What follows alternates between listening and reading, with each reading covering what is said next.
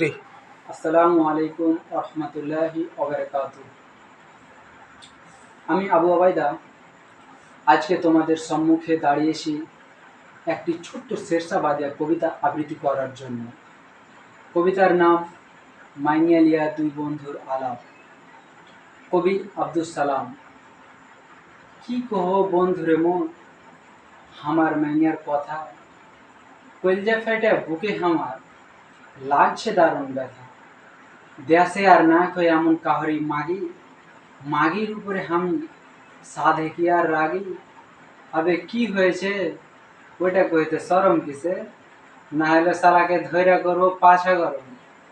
মাগির রান্দা সালুন আর খাইতে মন আর চাহে না, একদিন সালুন নুন ছা তো অন্য দিন আইন না। ধুমকি দিল ডরাই না শালি, এত বুকের পাটা, রাগ করেও ধরে না খো